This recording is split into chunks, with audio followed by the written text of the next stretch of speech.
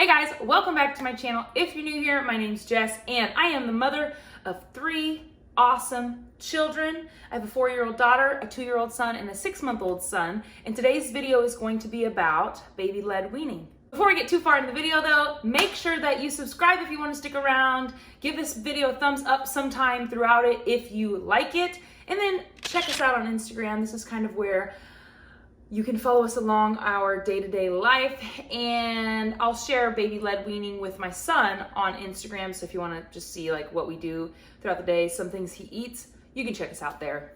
Before we start this video, I do need to put out a disclaimer that I am just a mom.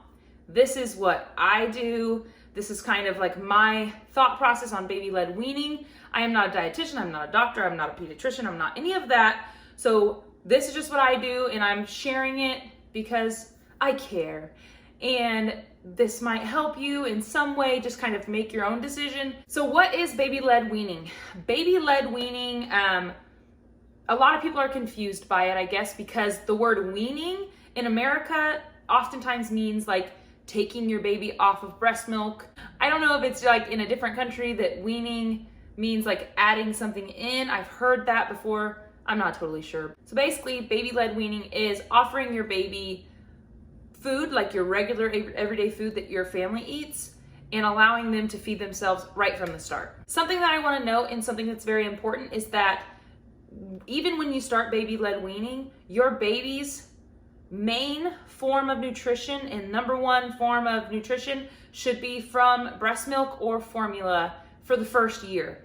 There's a saying, something like, food before 1 is just for fun or something. I don't know if that's exactly how it goes, but that's exactly right. All of their nutrition should come from breast milk or formula, depending on, you know, what journey you're on there. But the food is just like teaching them how to eat, getting them to use their mouth to move food around and start chewing and all of that. But you should not focus on their nutrients and like the majority of their calories coming from food. So one thing that I think is important to make sure that they are getting all those nutrients is give them their breast milk or their bottle of formula or their bottle of breast milk before they have their like solid food meal. And their solid food meal doesn't necessarily need to be a meal. It can just be, you know, a little bit at a time, just depending on how much your baby wants to feed themselves. So why baby-led weaning? For us, baby-led weaning is easy. The baby can eat exactly what everybody else is eating, with the exception of like really hard food or choking hazards or spicy food. But other than that, it's simple. I don't have to make a whole nother meal for them. I don't have to buy baby food and try to, you know, spoon feed it to them. They can feed themselves. And I'm telling you from experience that the babies learn so fast. You might put something in front of them at first and they'll be like, what is going on? But they'll learn so fast, and you'll be amazed in a week or 2 at how quickly they will just start feeding themselves. It allows the baby to feed themselves until they don't want to eat anymore, rather than being spoon-fed until the food is gone. And I think that's important because that kind of sets them up for being able to be better at intuitively eating as, you know, children and teenagers and adults. It just kind of gives them control of what goes into their mouth, and I think that is just really cool. So when should you start baby-led weaning, or like around what age do you start? So according to the American Academy of Pediatrics, there are a few guidelines that they kind of, or milestones, I guess, that they want your baby to hit before you start baby-led weaning. So you want your baby to double their birth weight at least, and then you want them to be able to sit up on their own and like move their head and have control of their head. Okay, the next thing is showing interest in food. So if your baby is showing interest in your food, watching you while you eat, like intently paying attention to the food going in your mouth, if they're grabbing at food, if it's in front of them, or, you know, trying to reach for your food while you're eating it, that probably means they're ready to start solid foods. And then a big thing is when they're eating, are they pushing the food out of their mouth like with their tongue, or are they able to manipulate it and swallow it? That's one thing. When people a lot of times start feeding their baby too early, the baby will just like thrust their tongue out and all the food will come out. You don't want to start feeding them if they're doing that. You want to wait until they can manipulate the food around in their mouth and swallow it before you start baby-led weaning. The next thing is, how do we start baby-led weaning? So first and foremost, you want to make sure that your baby hits all of those milestones that we talked about before. And then before you can feed them, you need a place to put them while you feed them. You always want to make sure your baby is sitting up. You don't want to have them relaxed laying back. You want to have a place where they go to eat their food so they know that it's time to eat. So I would recommend a high chair. I have one that they no longer make. It's just like plastic. There's no covering, nothing that's going to get messy. It have to be thrown in the wash. Ours is all plastic, so it's really easy to wipe down. So I'll link one that's just like mine from IKEA. I'll link it down below, and I think there's another one on Amazon that I can link. They're just very similar to mine. Mine's just not one that is made anymore. I think those high chairs are really nice for baby-led weaning because it does get messy. I just think it's the easiest thing to just be able to wipe down. If your baby can sit up already, they don't need all that padding around them to be able to sit up. They should be sitting up before you start feeding them. So you just want to make sure your high chair is set up. You have the straps made to where it's going to hold your baby in. I know if you have a small baby and you think they're not going to fall out of the high chair, just trust me, you should strap your baby in because you never know. They get all squirmy and they start kicking their legs and they can work their way up out of there. So always strap your baby in, and then if it has a footrest and you can adjust it, just adjust it so their feet can go on that footrest. After you have a place that you're gonna feed them, have a plan of how you're gonna feed them. And what I like to do is like start with one food at a time and try it for 3 days. So stick with, let's say we start with bananas, we try bananas for 3 days, and the 3-day thing just kind of lets you see if your baby has a reaction to that food, whether it be like a skin reaction or in their stools. By doing that 3-day window, that allows you to say, okay, that was bananas that did that, or that was this that did that, rather than giving them 5 different foods in a day and then having some sort of adverse reaction, and then you don't know which food caused the reaction. You just kind of have to play a guessing game. So for the first few weeks, I would just do one food at a time, 3 days of this, 3 days of this, 3 days of this, 3 days of this, just to see if they have any reactions.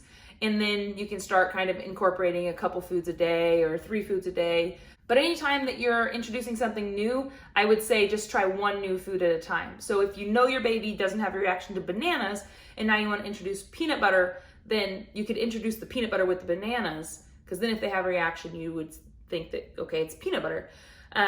But don't say, oh, I'm gonna try peanut butter and watermelon in the same day and they've never had it before, because then you wouldn't know which one was causing the reaction.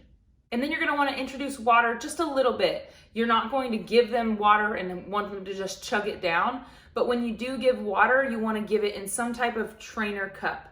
So there are straw cups that are like silicone straws with a weight on the bottom.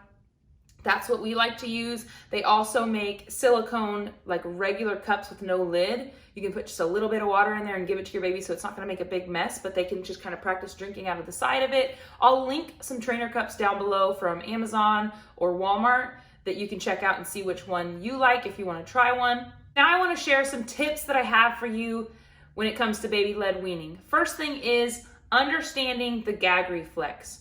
When you're doing baby-led weaning, your baby is going to gag, and there's a difference between gagging and choking. I think it's important to go through a child CPR class just in case. You'll learn about CPR, about choking, about just how to deal with that in a child or an infant. So the difference between gagging and choking, to make things short, usually when a baby is gagging, they're loud, their eyes are red and watery. They're just trying to get that food out of a place that they weren't ready for it to be yet. They're trying to manipulate that food in their mouth and in their throat to come back up in some way so that they can like re-prepare themselves when they're ready to swallow their food. Now choking, on the other hand, your airway is blocked. Their airway is blocked. There's not going to be much noise. They're going to look terrified because they don't know what's going on. They can't breathe. And that is when you have to jump into action if that were to ever happen. But with gagging, try your best not to be alarmed with your baby, because then that might scare them. Most of the time when a baby gags on food, they like gag and then they just go right back to eating. It usually scares the parent more than it scares the baby, because they know what they're doing. They're just trying to get it up and get things back to normal. I have watched one child choke on food before, and thank goodness it was fixed very quickly by somebody else that was around, but it was terrifying, and it was, the child was silent and had that like deer in the headlights look. Which brings me to the next point, is when your baby is sitting there eating, do not leave them alone and don't turn away from them much, because if they do choke, you're probably not going to hear them choking because they're not going to be making much noise. So just keeping an eye on them, making sure you're watching them while they're eating. Allow your baby to kind of take the lead. If they don't seem interested in the food that day, don't force them to sit there forever. If they're turning their head side to side and they don't want it on their tray, then that might mean they're just not ready or they're just not having it that day. So don't force it, because you don't want this to be a negative experience for them. And then try to vary the types of food that you give, the textures, the smells, whether it's fruit or vegetables or meat, just vary depending on, what you and your family eat. Try to give them a little bit of everything. And then just a reminder that breast milk or formula will be the main source of nutrition for your baby. Like I said earlier, whatever that saying was, food before one is just for fun. Keep that in mind. Don't be stressed out about it. Just allow your baby to kind of take the lead, like I said, and it should be a fun experience for both of you. I'm also here to say that if you do want to give your babies purees while you're doing baby-led weaning, that's totally fine. Just try to pay attention to your baby's cues so that when you are feeding them, try to allow them to have that, control. When they start seeming like they don't want to eat anymore, trust that that's them saying they're full or they just don't want it anymore. The other side of that, though, is think about what you do feed your baby and anything that you open to feed them. If it is not something that you would feed to yourself, based off of the looks or based off of the smell, then why would you feed it to your baby? That's just kind of how I feel about things. I try to think like, would I eat this? If I wouldn't eat it, I don't want to give it to my kids necessarily, unless it's just like because I don't like that type of food. They might like that type of food. But if it's just something that like smells funny or looks funny, I don't usually want to feed it to my child.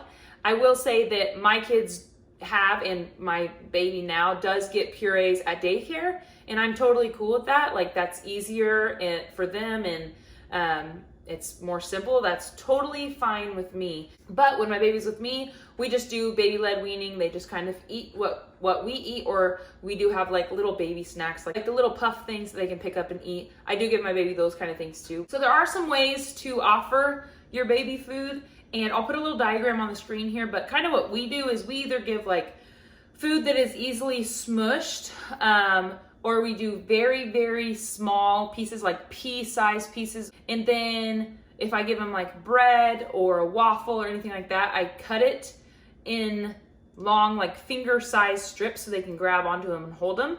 And then with bananas, I'll try to overlay a video here. There is a way that you can cut a banana, because they get so slippery and slimy, where the baby can hold on to the handle part of the banana, and you cut off the skin, I guess, from the top, and they can gnaw on it, and then you can cut some more off, so that allows them to hold it. And the banana is squishy enough that once it gets in their mouth, they just kind of have to gnaw on it, and it'll be super easy for them to swallow. That would be a good thing to kind of pay attention to and to research, are different ways to cut food for baby-led weaning, just to make sure you're being safe. So just a few foods that I like to give for the beginning of baby-led weaning are bananas, toast that's cut into strips, waffles sometimes that are cut into strips, but not crusty waffles, but like kind of soft waffles, avocado spears, just kind of slicing them, and those are super messy though, so just be careful there. When it comes to messes, I'll link down below the bibs that we like to use. We use a silicone type bib